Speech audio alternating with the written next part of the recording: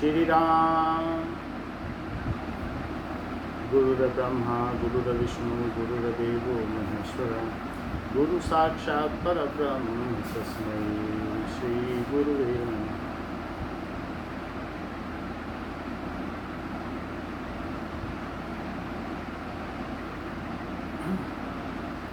हम पढ़ रहे हैं विकासात्मक अध्यात्म, हमारा सिद्धांत, आवर स्टैंड पॉइंट। पहला चैप्टर है, पेज नंबर 14। सभी साधकों को राम राम। यह वैयक्तिक गुणांक विभिन्न प्रकार से प्रभावी होता है। जो पर्सनल कोफिशिएंट है, हम कैसा सोचते हैं, जीवन के प्रति हमारा क्या नज़रिया है, ये कई तरीके से प्रभावी होता है। ये हमारे जीवन में भी व्याप्त होता चला जाता है और जीवन के परे जो हमारी साधना है, जहाँ अभी हमारी पहुँच नहीं है, वहाँ पर भी इसका असर पड़ता ही है। विचारक, उसका परिवेश, उसके जीवन भर का अनुभव सभी प्रभाव डालते हैं। विचारक हम लोग हैं, हमारी बुद्धि जहाँ तक जा सकती है।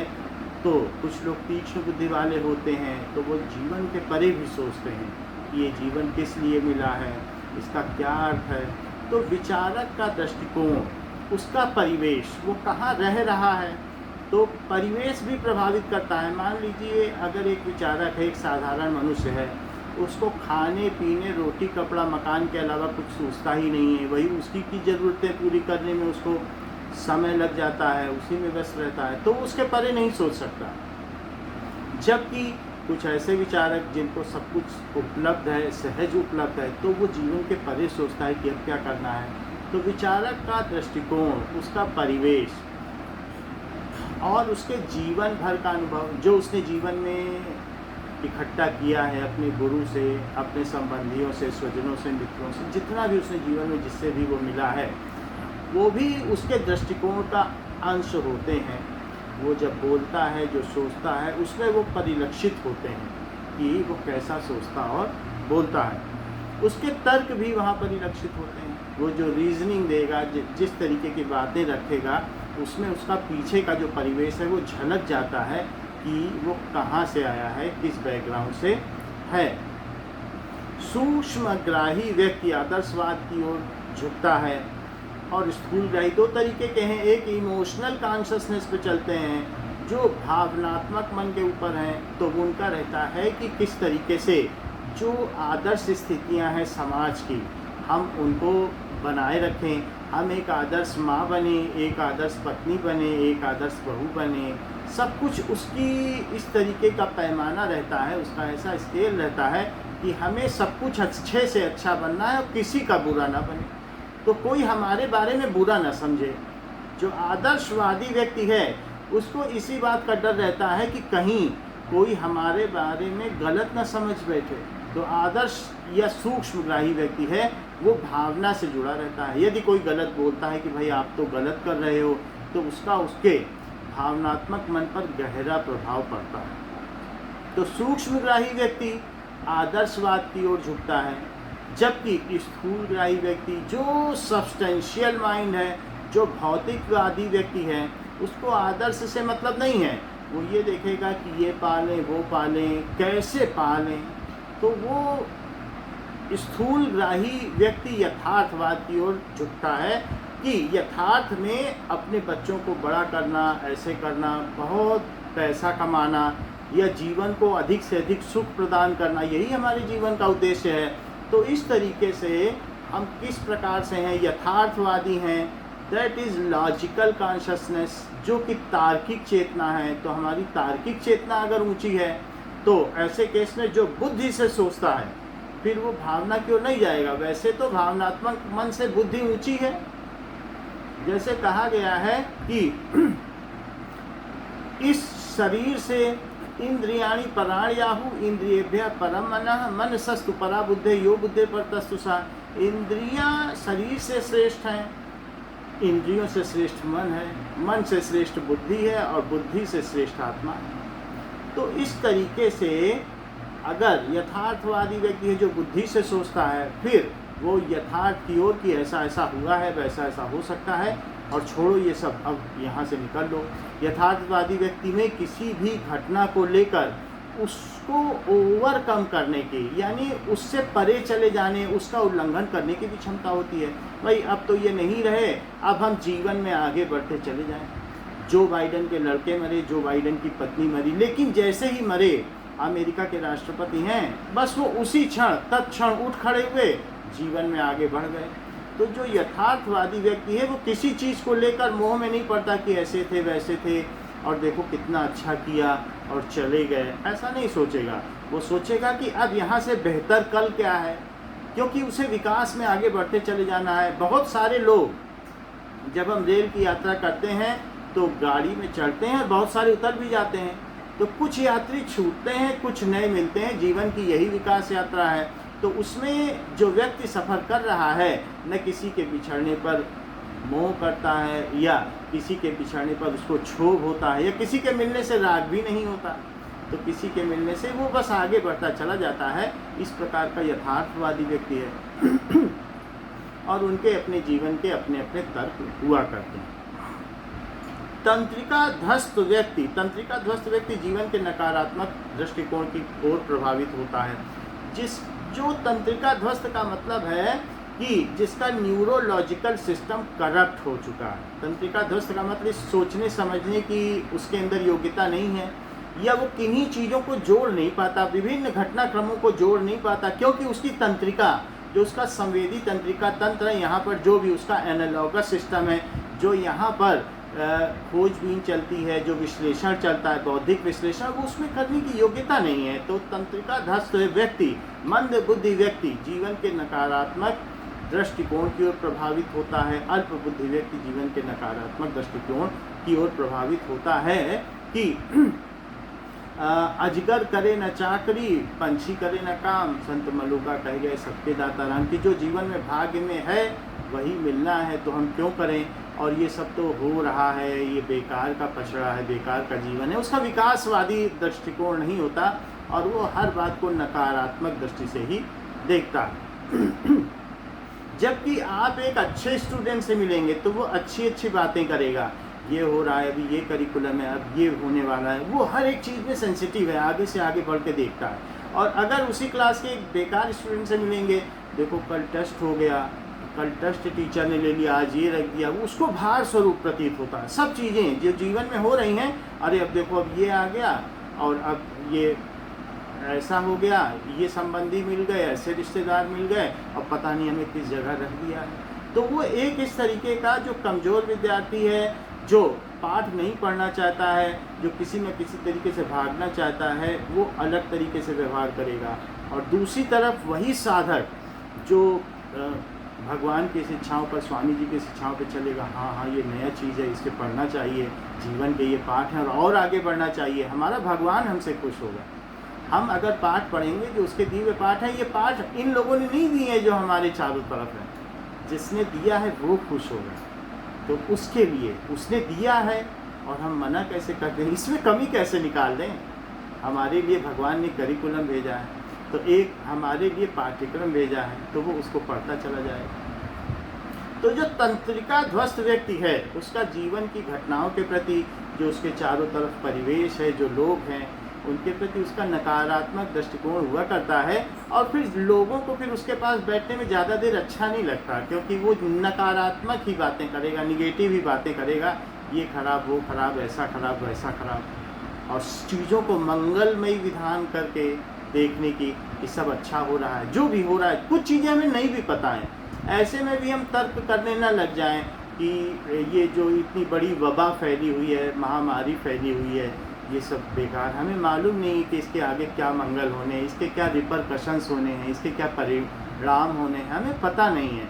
तो ऐसी स्थितियों में रुक जाना और आगे क्या होना है पता नहीं, हमारे जाने के बाद या आगे की पीढ़ियों में क्या हो सकता है इससे कुछ अच्छे परिणाम निकले, तो ये सब भी देखने को मिलेगा। जैसे कि कुछ दुकानदार कहते हैं अच्छा ही है कि 5 बजे दुकान बंद हो जाती है तो हम अपने बच्चों को समय दे पाते हैं, और नहीं तो हम 10 बजे तक बैठे रहते थे ग्राहक के इंतज़ार में। पता नहीं इसके भौतिक परिणाम अच्छे निकले, पता नहीं इसके आध्यात्मिक परिणाम अच्छे निकले, हमारा जीवन के प्रति हो सकता है नज़रिया ही बदल जाए। तो इस तरीके से जो घटनाएं आती हैं तो कभी कभी मनुष्य के जीवन में भी आती हैं, व्यक्तिगत क्षेत्र में, सामाजिक क्षेत्र में और व्यापक क्षेत्र में, संसार के क्षेत्र में।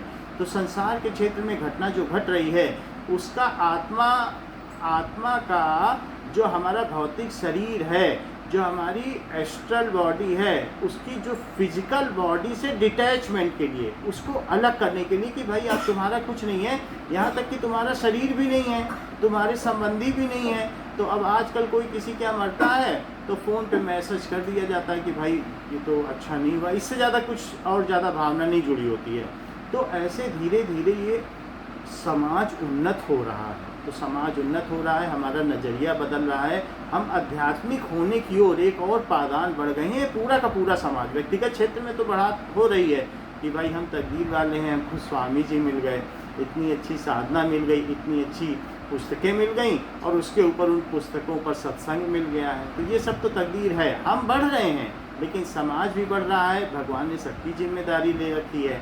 तो वो इस पूरे विश्व को एक पादान ऊपर उठा देना चाहता है। मरना जीना महत्व नहीं रखता, मायने नहीं रखता। यूनान के तो ऐसे दार्शनिक भी हुए हैं, तो उन्होंने कहा है कि जीवन में उन्होंने जो अपनी दर्शन शैली रखी है कि जीवन का सिर्फ यही उद्देश्य है कि मर जाना। ऐसा दर्शन भी उन्होंने देखा कि जीवन के परे वो सोच भी नहीं पाए, तो उन्होंने कहा बस जीवन का उद्देश्य है मर जाना, वो विकास की ओर बढ़ भी नहीं पाए। जबकि जो सनातन धर्म है, जिन्होंने पाया, जीवन के आगे जाकर पाया, साधना की, तब किया, तो उन्होंने देखा कि इसके परे क्या अनजाने ही मनुष्य जिस वायुमंडल में रहता है, उसी में सांस लेता है, उससे उसका दृष्टिकोण प्रभावित होता है। जो समय समय पर दार्शनिक हुए हैं उनके अपने अपने विचार हैं। जो जिस जगह का दार्शनिक हुआ है उस समय वहाँ का किस तरीके का आंदोलन चल रहा है, क्या परिवेश रहा है, उस पर उसका उस दार्शनिक पर, उस फिलॉसफर पर अवश्य प्रभाव पड़ता है। स्वामी जी अपने समय में थे, उन्होंने भी बात कही है कि वो भारत आज़ाद हो रहा है, गुलाम हो रहा है, अंग्रेज़ क्या कर रहे हैं, वो सब ठीक है, इस पर ज़्यादा ध्यान देने की ज़रूरत नहीं है। हम बहुत लंबे सफ़र के यात्री हैं और उसमें ये एक साधारण सी, सामान्य सी परिलक्षित होने वाली घटना है। और ज़रूरी नहीं है कि हम इसी ग्रह पर रहेंगे, हमें और ग्रहों में भी रहना है। ये ना सोच कर बैठें कि हमें फिर से इसी धरती पर आना, इसी भारत में आना या दूसरे देश में आना। तो हम बहुत लंबे सफ़र के यात्री हैं। तो इन क्षणिक परिदृश्यों में हमें अपना समय व्यर्थ नहीं करना है। हाँ, रेलगाड़ी के बाहर दृश्य दिख रहे हैं, देखते जाना है और अपनी साधना में आगे बढ़ते जाना है। वरना ये भी इतने तेज विद्यार्थी थे, बन जाते कुछ न कुछ IAS अफसर, कुछ न कुछ बन जाते और फिर अपने देश के लिए कुछ न कुछ करते। लेकिन जिस चीज़ को, जिसका दर्शन किस लेवल का है, किस स्तर का है, वो उसी तरीके से देखता है जीवन को कि आगे कैसे छलांग लगानी है छोटी मोटी चीज़ों पर। और जो दृश्य आने और जाने वाले पर हैं, आने वाले और जाने वाले हैं, उनका उस पर कोई ख़ास प्रभाव नहीं पड़ता है। तो उन्होंने जब इतनी बड़ी घटना में भी अपनी साधना जारी रखी, तो अब ये जो घटनाएं हो रही हैं इनसे परे भी हम देख सकते हैं। तो मरना और जीना और उसी पर ओरिएंट कर देना, उसी के चारों ओर केंद्रित कर देना साधना को कि हाय ये क्या हो रहा है, देखो ये क्या हो रहा है, सृष्टि का पतन हो रहा है, ऐसा नहीं सोचना है। हमें जो भी हमारे गुरु हैं, जो भी हमसे ऊंचे हैं, उनके जीवन को देखना है, उन्होंने उसमें कैसा नज़रिया रखा उसको देखना है, उनसे सीखना है। यही एक साधक का कर्तव्य हो जाता है। इससे उसका दृष्टिकोण प्रभावित होता है। अवसाद के युग का प्रभाव दार्शनिक पर पड़ता है। जब कोई डिप्रेशन का काल होता है, मान लीजिए कि महामंदी का दौर है या एक राजा अपनी प्रजा पर बहुत तरीके का जुल्म ढा रहा है, तो अवसाद का युग जब होता है तो ऐसे में दार्शनिक भी जो लिखता है उसकी कलम निगेटिविटी, ऋणात्मकता की ओर, नकारात्मकता की ओर जाती है। दार्शनिक का उस पर प्रभाव पड़ता है कि उसके चारों तरफ के लोग देखो कैसे रो रहे हैं, तो उस तरीके से ही वो लिखता भी है। लेकिन जब बौद्धिक विकास का युग होता है तो हमारे यहाँ भी ईश्वरचंद्र विद्यासागर हुए, बड़े बड़े समाज सुधारक हुए, कबीर हुए। तो जिस समय जीवन में सुधार का युग होता है तो ऐसा भी भारत में सुधारवाद का युग आया, जिसमें बड़े बड़े दार्शनिकों ने कई पुरानी मान्यताएं ध्वस्त कर दी। तो ऐसे काल का भी जब सुधार का युग होता है, देश के बौद्धिक पुनर्जागरण दैट इज रिनेसेंस में दार्शनिक पुनर्जागरण की प्रवृत्ति उदित होती है। तो समाज में जब पुनर्जागरण होगा तो जो बौद्धिक व्यक्ति है, जो उस समाज का दार्शनिक है, वो उसको और एक कदम उठाने की कोशिश करेगा। वरना तो दार्शनिक की कलम चलने पर भी डरती है। और ऐसे भी दार्शनिक हैं कि जब कुछ लिखते हैं तो सुल्तान बुला लेगा कि भाई तुमने ऐसा ऐसा लिखा और अब तुम्हारे गले काटने की बारी है, अब तुमको तो सर कलम कर दिया जाएगा। तो दार्शनिक लिखने से भी डरता है, और जहाँ पर उसका सपोर्ट होता है, समर्थन होता है, तो उसकी कलम भी उन्मुक्त रूप से चलती रहती है और उसका विलोम भी सत्य है। तो जैसा है, अगर पुनर्जागरण हो रहा है और नहीं तो कई बार ऐसा भी हुआ है कि जैसे पहले के युग में बुद्ध काल में कि जब अशोक ने बुद्ध का किया, तो ऐसे केस में ये देखा गया कि सारे लोग तो बौद्ध धर्म की ओर जा रहे हैं और कोई शादी ही नहीं कर रहा है। सब अगर बुद्ध की ओर चले जाएंगे तो समाज कैसे चलेगा। तो सुल्तान ने अजंता एलोरा की गुफाएं बनवाई, उसमें अलग अलग तरीके की मुद्राएं दिखाई कि भाई लोगों का सामाजिक जीवन में भी तो कुछ न कुछ झुकाव हो। तो अलग अलग तरीके के लोग हुए हैं और अलग अलग समय में अलग अलग तरीके के काम हुए हैं। तो इस तरीके से हमारे तर्क निरंतर परिवर्तनशील हैं और उसका जो कारण है वो ये गतिशील समाज है, निरंतर बढ़ता हुआ विकास करता हुआ समाज है, उसका हम पर प्रभाव पड़ता है। मनुष्य के जीवन के अनुभव उसके तर्क को रंजित करते हैं। तो हम अपने जीवन में जितना अनुभव इकट्ठा करते हैं उससे हमारे तर्क पर प्रभाव पड़ता है। 3 व्यक्ति किसी दावत में गए तो तीनों ने कहा काफ़ी मज़ा आया। तो 20 साल वाले से पूछा आपको क्यों मज़ा आया। उसने कहा देखो वहाँ पर सब कितना अच्छा डांस हो रहा था और स्टेज लगा हुआ था, मुझे तो मज़ा आ गया। 40 साल वाले से पूछा आपको क्यों मज़ा आया। तो उसने कहा कि देखो वहाँ पर कितनी तरमाल सब्जियाँ थी, तेल में डूबी हुई अच्छी मसालेदार सब्जियाँ थी और कितने अच्छे व्यंजन थे, मुझे तो मज़ा आ गया।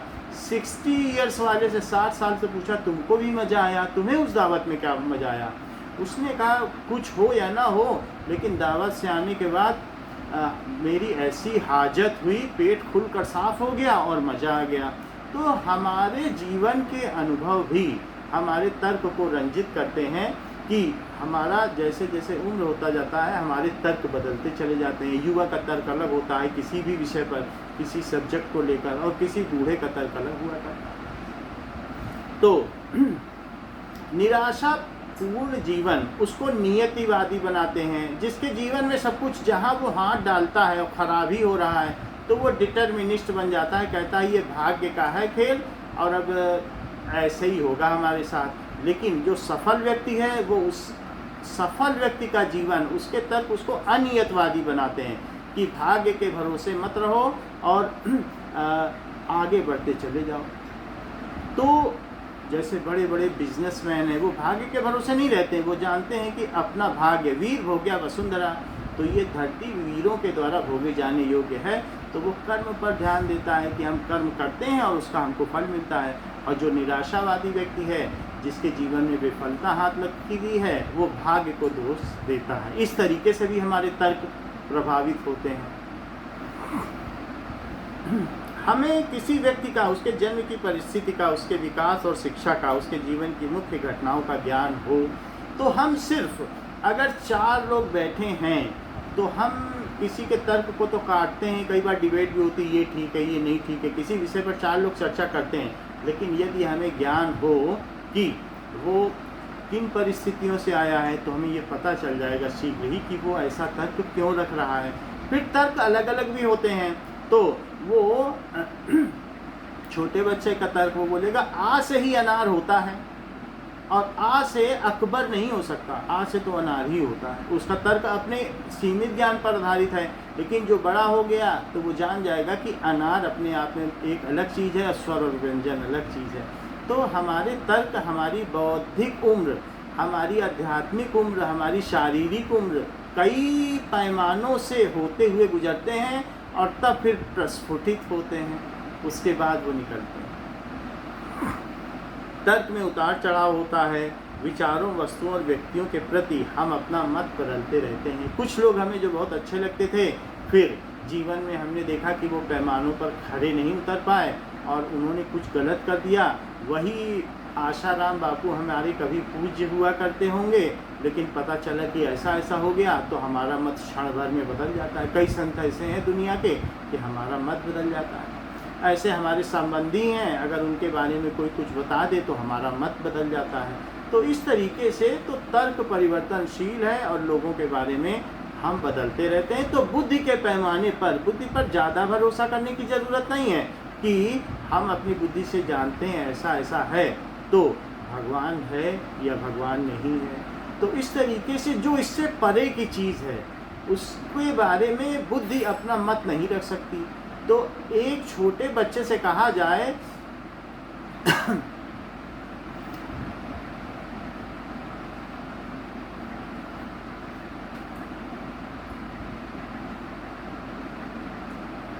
एक छोटे बच्चे से कहा जाए कि तुम किसी विषय पर जो 10वीं की कक्षा का एक विषय उस पर मत रखो, तो वो नहीं रख सकता, क्योंकि उसमें अभी बौद्धिक क्षमता विकसित नहीं हुई है, वो अभी उस चीज़ को जानता ही नहीं है, तो उसके मत उससे मेल ही नहीं खाएंगे। तो उसी तरीके से अगर बुद्धि अपना मत रखती है कि ईश्वर है या नहीं है, तो उसमें उसके मत का कोई विशेष मान्यता नहीं होगी, क्योंकि वहाँ तक उसकी पहुँच अभी नहीं है। मन और बुद्धि वहाँ पर पहुँच नहीं सकते, वहाँ तक उनकी उड़ान नहीं है।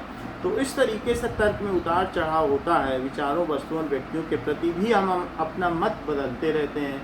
विचारों के प्रति विचार भी बदलेंगे, वस्तुओं के प्रति भी हमारा मत बदलता रहता है। कि चाँद पहले बुढ़िया बाल बनाया करती थी, अब चाँद पर हम हो के आए हैं कि चाँद एक सैटेलाइट है, एक उपग्रह है, इस बारे में हम जान गए हैं। तो उनके बारे में भी हमारे मत बदलते रहते हैं।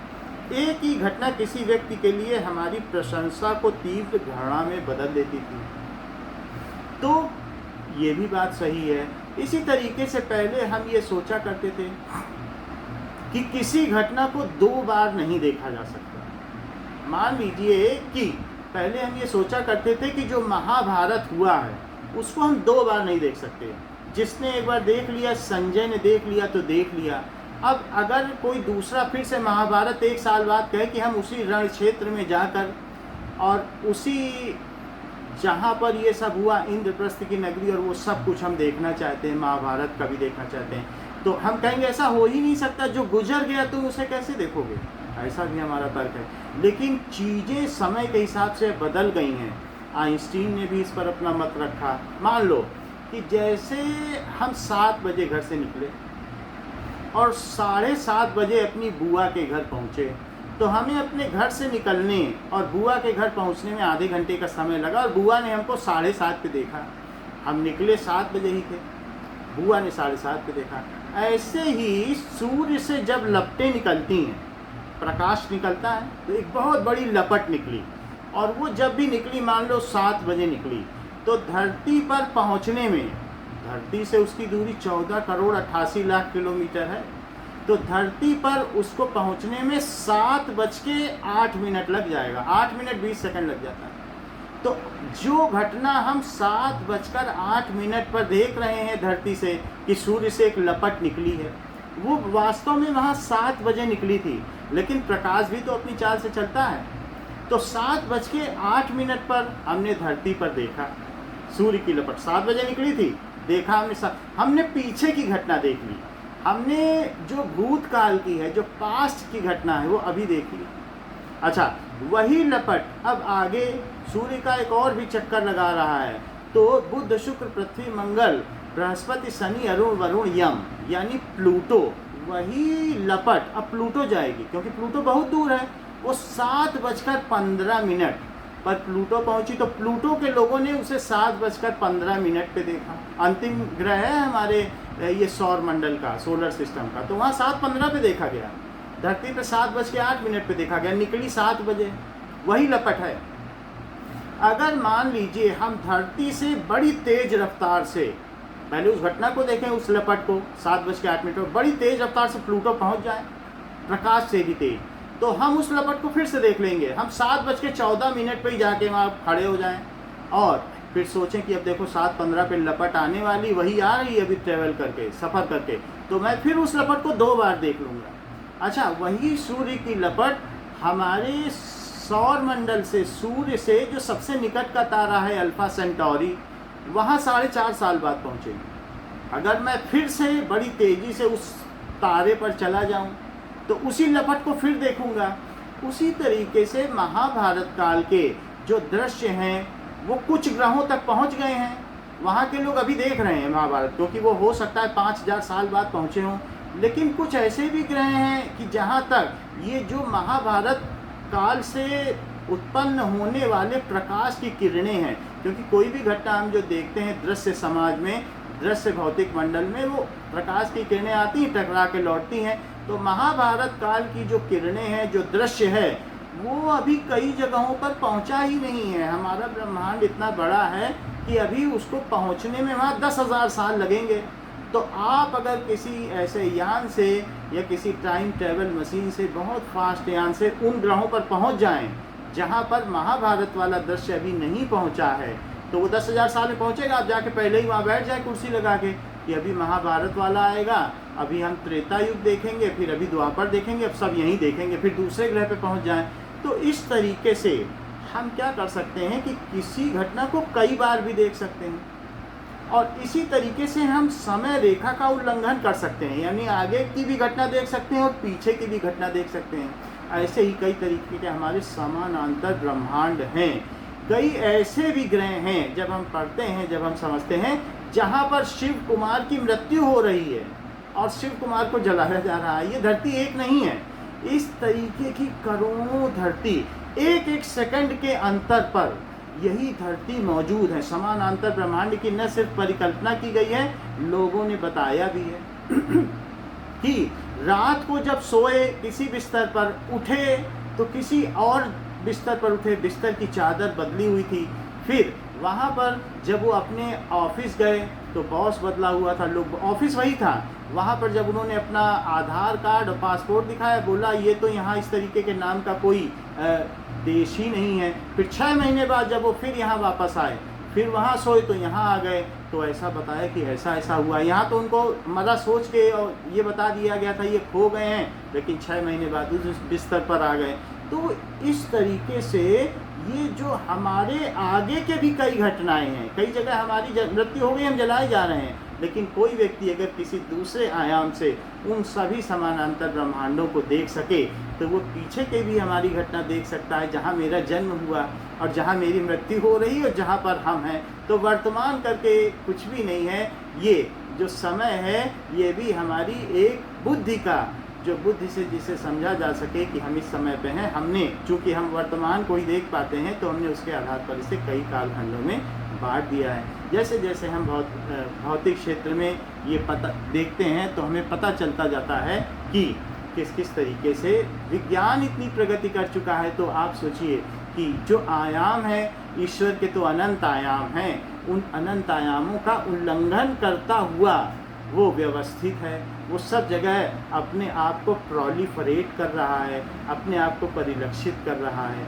तो वो हम इस बुद्धि के सीमित आयाम से उसे कैसे देख सकेंगे। एक संयोग जैसे किसी प्रिय स्वजन की मृत्यु जीवन के प्रति हमारे दृष्टिकोण को बदल देती है और हम भिन्न प्रकार के तर्क करने लगते हैं। हमारा तर्क अपनी मौजों में बड़ा अयुक्तिक है।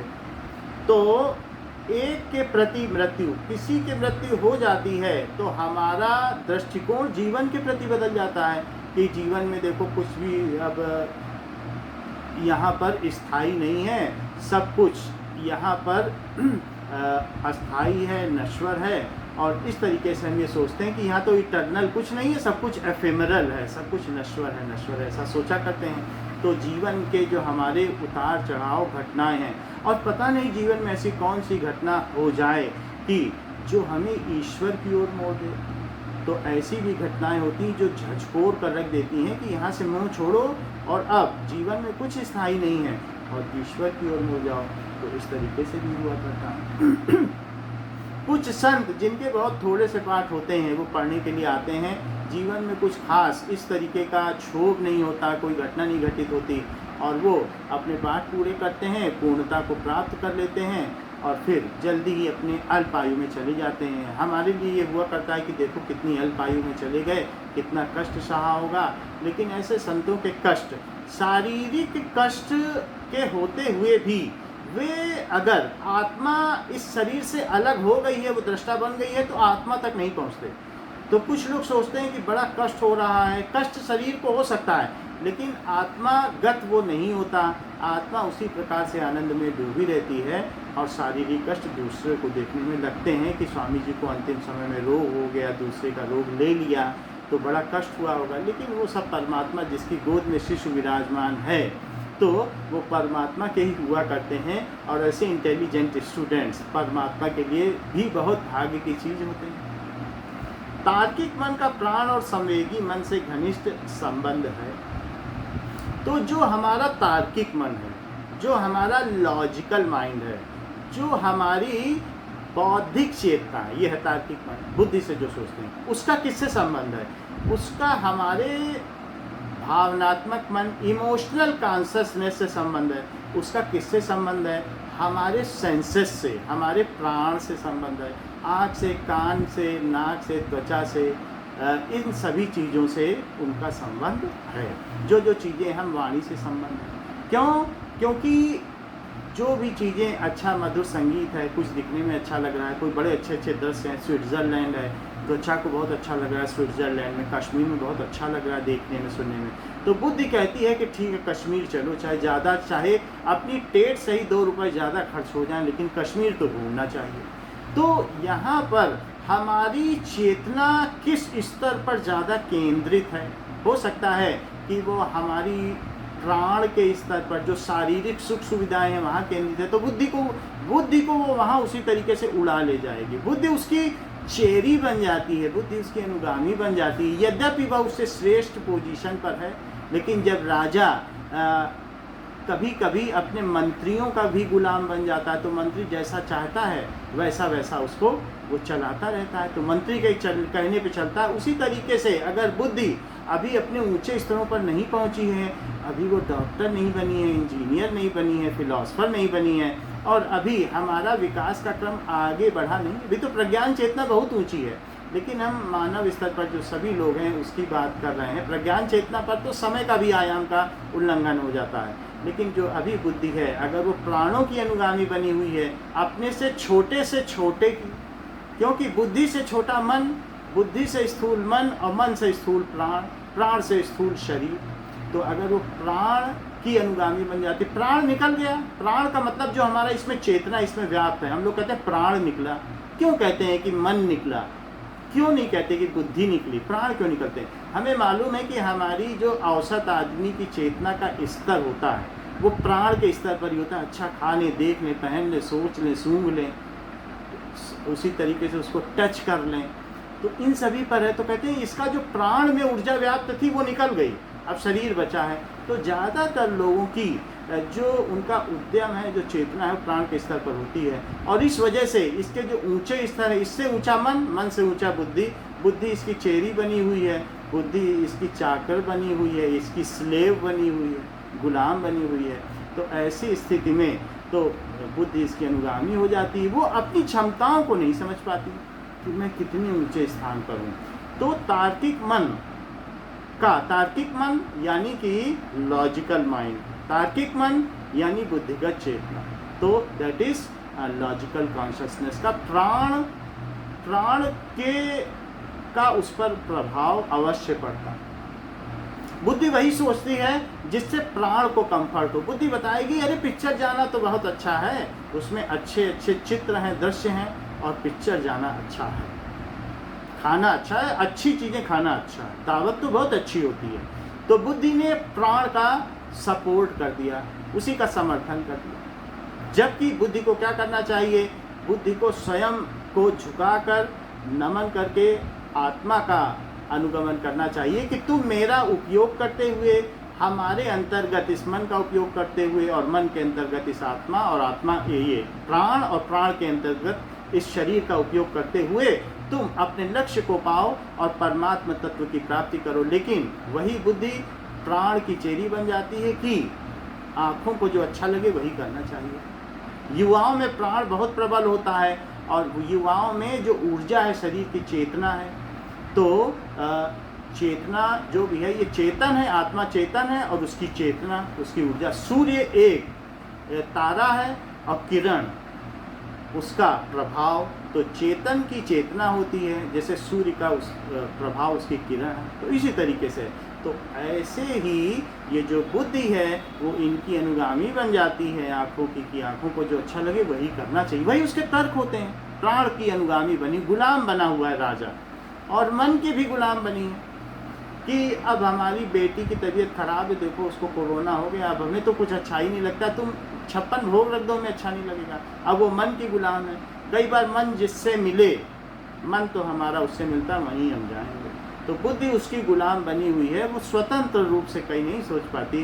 लेकिन जिनमें जो बहुत ऊंचे स्तर के वैज्ञानिक हैं या बहुत ऊंचे स्तर के डॉक्टर हैं, जैसे हमारी पद्मा माँ हैं, तो जो ऊंचे स्तर पर होते हैं वो इनके गुलाम नहीं बनते हैं, वो अपने स्तर पर सोचते हैं और स्वयं को सौभाग्यशाली बना लेते हैं, समझते हैं कि वो आत्मा का गुलाम बन जाए, यानी आत्मा के सामने सहज समर्पण कर दे। जब उससे ऊंचा स्तर आया कि भाई हमारे किए तो ना होगा, तुम ही पाओ, तो परमात्मा तत्व को पाओ, और वो आ जाएंगे तो हमारा भी जीवन धन्य, प्राण का भी जीवन धन्य, मन का भी जीवन धन्य, रोम रोम का जीवन धन्य, और आत्मा तुम तो फलीभूत हुई ही, तुम्हारा तो अपने प्रेमी से मिलन हो गया। और इस शरीर में, इस बंगले में हुआ, तो जहाँ प्रेमी का अपनी प्रेयसी से मिलन हो वो बंगला धन्य, ऐसा होता है। तो शरीर के अंतरतम कोशों में किसी उपस्थित गुहा में प्रेम, इसका जो प्रेयसी है उसका अपने प्रेमी से मिलन, यही इस शरीर की स्थिति, ये शरीर का अंतिम लक्ष्य है। स्वामी जी ने पहलू लाइन आध्यात्मिक विकास के प्रथम शुरू के खंड में लिखी हुई है। तो यहाँ पर ये दोनों विवेकहीन और अस्थिर हैं, मन भी अस्थिर है और प्राण भी अस्थिर है। प्राण धीरे धीरे शिथिल पड़ता चला जाता है, तो दोनों अस्थिर हैं। और अगर बुद्धि इनका अनुगमन करती है तो ये दुर्भाग्य के विषय है। दुर्भाग्य का विषय ऐसी बात नहीं है कि दुर्भाग्य है यानी हम साधना के छोटे स्तर पर हैं, अभी बढ़ेंगे तो फिर कभी न कभी इसका उल्लंघन भी करेंगे। छोटे बच्चे के लिए ये थोड़ी कहा जाता है कि देखो कैसा दुर्भाग्यशाली है, अभी एक ABCD पढ़ रहा है, ऐसा नहीं है। वही आगे बढ़ के हो सकता है बहुत इंटेलिजेंट बन जाए, IAS बन जाए। तो ये तो सब अलग अलग शिक्षा के पादान पर हैं, तो किसी की आध्यात्मिक आयु कम है, किसी की ज़्यादा। इस तरीके से हम सब आगे बढ़ते चले जा रहे हैं और ईश्वर ने सबके लिए पाठ्यक्रम बनाया है। कोई दुर्भाग्यशाली नहीं है, सब परमात्मा के रख रखाव में है और इस तरीके से हम आगे बढ़ते चले जा रहे हैं। श्री राम।